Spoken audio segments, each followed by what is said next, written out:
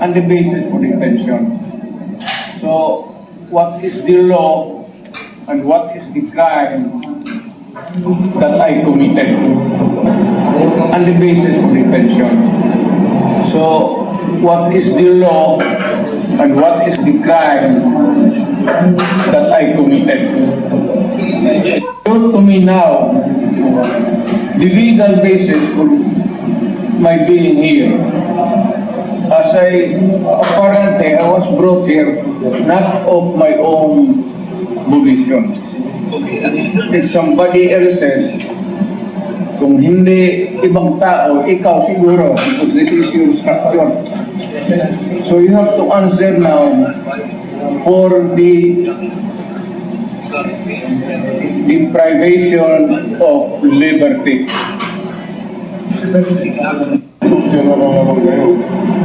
Naman na, hindi man lang siya na-serve anong kaso kung pinag-charge sa kanya. Hindi niya alam. Kahit na PI man yun. Alam mo kami ang charge sa kanya, nasa Jarlo na. So, and then, hindi pa kayo na, ano na, ganito ginagawa natin. Sumusunod tayo sa isang entity na hindi na tayo member. Nag-withdraw na tayo. And yet, sir, you are the prosecutor general. You know how to exercise due process. Before you can even file charges, you have to file a complaint. You have to file a counter affidavit. Without doing those procedure process, here we are, filling in for the warrant of arrest, questionable warrant of arrest. Ano naman, sir? There's naman doon grouper, puro pagdating sa trial niyan, tatawagin kita sa witness stand. Yan. Tingin ko yung person who arrested me. May I know the reason why?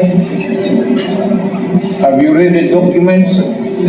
Or at least have you read the case at that time when you made the arrest? So that you would be guided to what you should know. Yan na yan.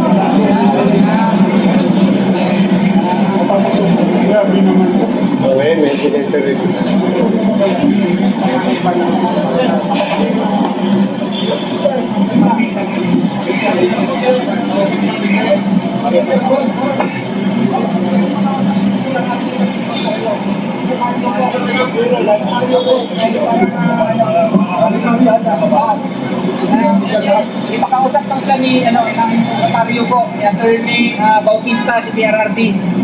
Ayaw papasok eh. Ayaw kami papasukin talaga dito, boss. Ayaw papasukin yung notaryo publiko. Pagdidilig tayo. Oo. Ipakausap lang sandali kay PRRD. Para bakit? Oo. Para ilagyan na lang via online.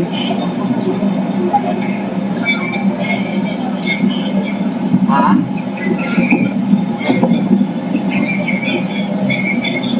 Oo. Pero kailangan makita lang siya. Kailangan po mag-confirm ko, sir, yung signature dito sa verification. Yun lang. Kailangan na daw. Confirm ko sa kanya kung Pagbigyan na natin, boss. Okay. Boss, panunumpa lang para maging legal at para umabot tayo. Sige, boss.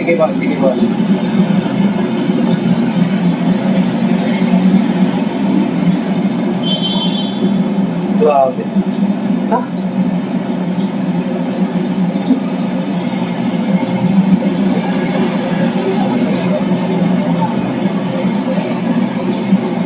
Share lang live ka to. Andun yung motor, siguro natin. Pa-share and live, pa-share and live. From here to Pa-share and live. So ito na po yung kasalukuyan nangyayari ngayon. Bukod yan, Pinamot na Facebook. Hello? Okay. Sige po.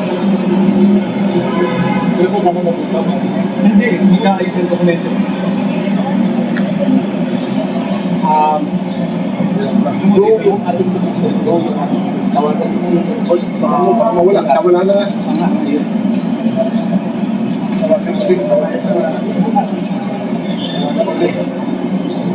sabihin mo po ang BI application. I-ready na lahat.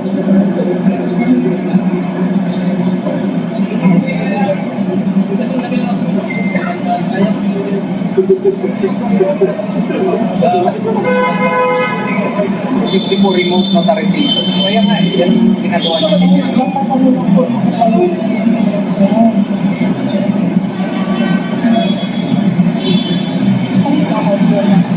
Kaya naka-prepare na agad sila.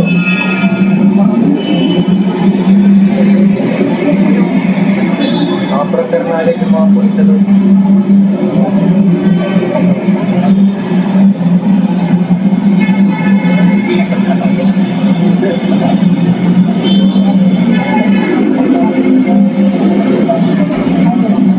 Masaya na tayo.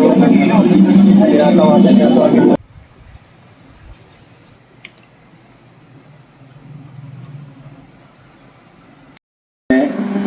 sa hostel when he arrived.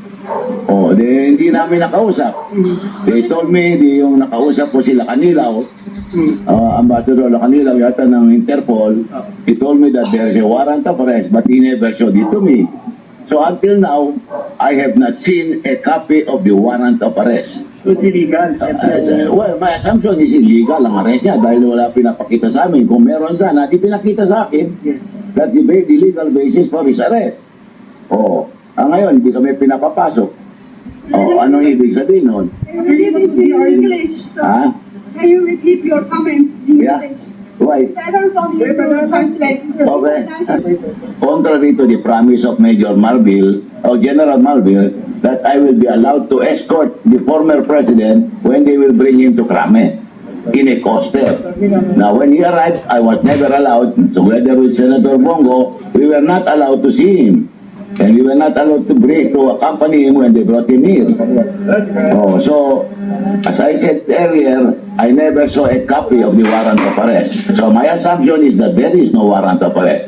Because if there is, then the natural thing for them to do is to show it to us, as the counsel of the former president himself said that he will not allow ICC to investigate the president because this is an affront to our national sovereignty, and it might create the idea that our justice system in the country is not working.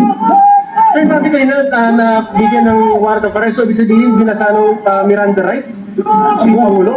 Kung meron warrant of arrest, ba't hindi pakita sa amin? Bilang kayo legal counsel. Legal counsel. Early, ano na po legal reports natin for now? Will we file any petition? Well, we are waiting for the development because we cannot even talk to him. That is his entitlement. Legal assistance as well as immediate medical assistance. Anyone lawyer, sir? Walang walang kasama. Well, I don't know, but I think former Executive Secretary Major Dea is with him. I'm not even sure about that. So can you, Huh?